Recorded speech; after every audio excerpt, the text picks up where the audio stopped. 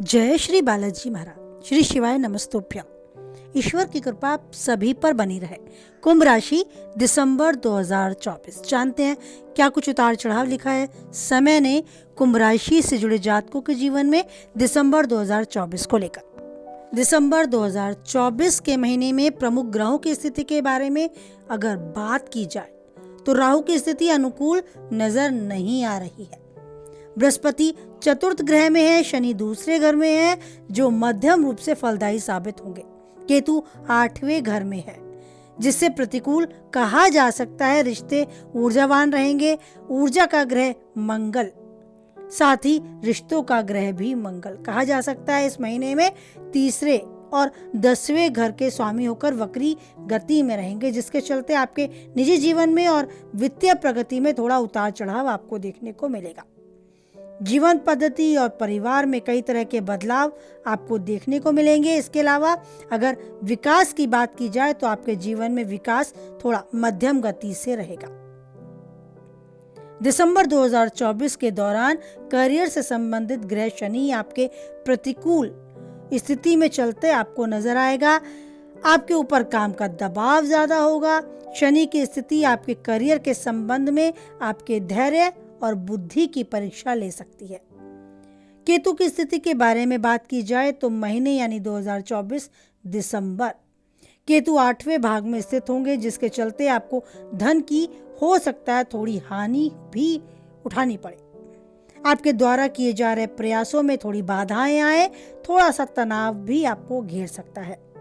तो कुल मिलाकर कहा जा सकता है कि 2024 का ये अंतिम महीना यानी दिसंबर का माह आपके धैर्य, बुद्धि और विवेक के साथ काम लेने का है। आपको शीर्ष पर पहुंचाने के लिए ढेर सारी योजनाएं बनानी होंगी। कोई भी फैसला जल्दबाजी में ना लें और अगर चाहें तो शुभ चिंतकों की, अपनी अनुभवी लोगों की सलाह लेकर आगे कार्य करें। विस्तार रूप से आपके कार्य क्षेत्र के विषय में बात की जाए तो दिसंबर का ये 2024 का अंतिम महीना करियर के संबंध में ग्रह शनि दूसरे भाग में उपस्थित होंगे, आपको मध्यम परिणाम देंगे। दूसरे भाव में शनि की उपस्थिति के चलते इस राशि के जातकों पर नौकरी का दबाव बढ़ेगा, साथ ही काम भी चुनौतीपूर्ण आएगा। कड़ी मेहनत के बावजूद हो सकता है पहचान में कमी का सामना करना पड़े। नौकरी में ज्यादा दबाव के चलते आपसे कुछ गलतियां होने की भी संभावनाएं हो सकती हैं, तो आपको सावधान रहकर सभी कार्य करने होंगे। अगर आप कोई व्यवसायी हैं तो उच्च स्तर पर लाभ प्राप्त करने के लिए भाग दौड़ या ज्यादा परिश्रम करना पड़ सकता है, लेकिन आपको अपेक्षाकृत कम सफलता या कम लाभ प्राप्त होने के संकेत हैं। आप चिंताओं की वजह से हो सकता है अपने आप को थोड़ा सा थकानग्रस्त भी महसूस करें। अगर साझेदारी में व्यवसाय है तो आप इस बात से थोड़ा सा बचकर रहें कि सारा काम दूसरों पर यानी अपने साझेदार पर डालना। अगर ऐसी आपकी व्यवहार में है तो इस स्थिति से बचें। काम को बांटकर चलें, खुद की जिम्मेदारी अहम लेते हुए कार्य को करें। बहुस्तरीय व्यवसाय करने वाले अगर आप हैं तो उन सब चीजों से बचना होगा जो आपको पीछे हटने के लिए कहती हैं, जो आपको लगता है कि आज का काम कल पर टालने की स्थिति है, उन सब से आपको बचना होगा। वैसे कुल मिलाकर कहा जा सकता है कि यह समय नो प्रॉफिट नो लॉस की स्थिति में आपको लाकर खड़ा कर सकता है। इसे आप बहुत गलत ना माने, ये भी सोचकर चलें कि अगर हानि नहीं है लाभ भी नहीं है, पर साथ में इस बात को अहम रखें कि लाभ भले ही कम हो, हानि का सामना आपको ना करना पड़े। ऐसी स्थिति बनाकर चलें तो ऐसी स्थिति आपको नजर आएगी। आर्थिक स्थिति के बारे में बात की जाए तो जीवन में धन का प्रवाह सुचारू रूप से आपको देखने को कुछ कम मिलेगा, क्योंकि बृहस्पति चतुर्थ भाग में स्थित है, जिसके चलते खर्चों में बढ़ोतरी होगी। जितने भी पैसे आप कमाएंगे वो सब आपको लगेगा कि बहुत ज्यादा खर्चे की तरफ जा रहे हैं, कुछ संचित नहीं हो रहा है। सभी चीजें आपको धन हानि की तरफ भी नजर आती रहेंगी, लेकिन अगर आप अपने कुछ ऐसे खर्चों पर रोक लगाएं जो बहुत विशेष रूप से टाले जा सकते हैं तो उन्हें टालकर इन खर्चों पर रोक लगाई जा सकती है। ये समय बहुत भाग दौड़ का है, कड़ी मेहनत का है, तो नए कार्य को शुरू करने के लिए अगर सोच रहे हैं तो बहुत ज्यादा समझदारी से काम लेना होगा। पैसा कहीं भी निवेश करने से पहले बहुत अधिक सोच विचार करें, बुद्धि विवेक से कार्य लें, अनुभवी लोगों से, शुभचिंतकों से सलाह लें और तभी अपना पैसा कहीं निवेश करें। बात करें आपके स्वास्थ्य की, तो स्वास्थ्य भी थोड़ा सा आपको गिरावट की तरफ नजर आएगा। उसका कारण है कि बृहस्पति चतुर्थ भाग में है, जिसके चलते हो सकता है गले में कोई संक्रमण हो जाए या आंखों में कोई एलर्जी, जलन, इस तरह की समस्या आपको देखने को मिले। अगर आप अपने शरीर से मोटापा लेकर कोई रोग लिए बैठे हैं, आपको लगता है मोटापा ज़्यादा बढ़ रहा है, इस तरह की कोई परेशानी है, तो वो आपको तनाव में घेर सकती है। तो उस तरह ज़्यादा तनाव में पड़ने की बजाय योग व्यायाम को अपनी दिनचर्या में शामिल करें। उन सब चीज़ों से बाहर आएं, समस्याओं के समाधान की तरफ आगे बढ़ें, ना कि अपने आप को ज़्यादा सोचकर तनावग्रस्त करें। शनि दूसरे भाग में है, जिसके चलते आप थोड़े से खुद को परेशान कर बैठेंगे अपने स्वास्थ्य को लेकर। लेकिन अच्छा ये रहेगा कि शारीरिक गिरावट को दूर करने के लिए कदम उठाएं, मन मस्तिष्क पे ये सब चीजें हावी ना होने दें। बात करें आपके प्रेमी या वैवाहिक जीवन की, तो ये महीना आपका प्रेमी और वैवाहिक जीवन के लिए भी थोड़ी सी प्रतिकूल स्थिति दिखाएगा। बृहस्पति की स्थिति चतुर्थ भाग में होने के कारण आपके प्रियतम के बीच हो सकता है थोड़ी प्रेम की आकर्षण की कमी आ जाए। आपकी लव लाइफ में थोड़ी सी वाद विवाद या थोड़ी सी खटास आपको देखने को मिले। आपके लव पार्टनर के साथ अगर विवाह का बंधन बंधने के लिए बात आगे बढ़ रही है, तो उसमें भी रुकावटें आपको दिखेंगी।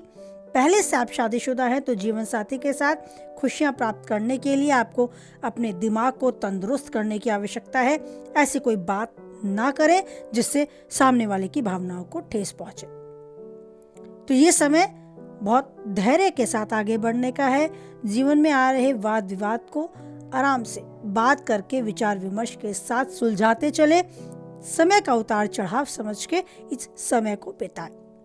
पारिवारिक दृष्टिकोण से थोड़ी खुशी की कमी महसूस हो सकती है। घर में किसी मेहमान के आगमन से भी थोड़ी सी आपके घर का माहौल आपको कुछ हद तक बिगड़ता हुआ नजर आ सकता है। ऐसा हो सकता है तनाव आपके घर में थोड़ा सा आपको देखने को मिले। खुशी लाने की कड़ी मेहनत आपको करनी होगी, जिसके चलते हो सकता है कुछ संघर्ष भी आपको अपने घर में झेलने पड़े। घर के बड़ों के साथ भी नोकझोंक होने के थोड़े से आसार बन सकते हैं। तो अच्छा ये रहेगा कि आप वाणी पर विराम रखें और थोड़ा सा इस समय को बीतने के लिए खुद को संयम में रहकर चलें। ज्यादा अपनी बात को कहने, अपने विचारों को रखने के लिए दबाव किसी पर ना बने, इस तरह की कोशिश करें। अपनी बात रखें और बस बात रखकर शांत रहें। सामने वाला नहीं मानता तो उस पर दबाव न डालें और ना ही अपनी बात को बार बार कहकर सामने वाले को बाध्य करें कि वो आपकी बात सुने और माने। ये समय की चाल है, कभी धूप तो कभी छांव जीवन में आते हैं और आते भी रहेंगे।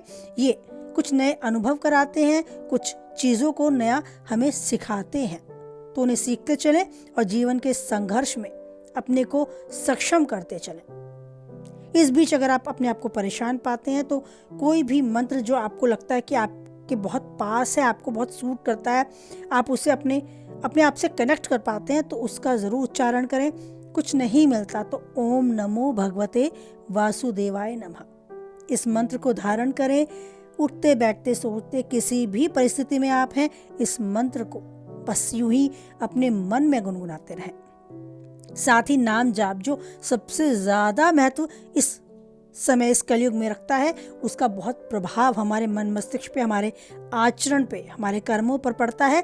तो कोई भी अपने इष्ट देव जिनको आप मानते हैं उनके नाम का जाप करते चलें। किसी भी समय, किसी भी परिस्थिति में, किसी भी स्थिति में आप नाम जाप कर सकते हैं। उसके लिए कोई भी नियम नहीं है कि ऐसे करना है और ऐसे नहीं करना।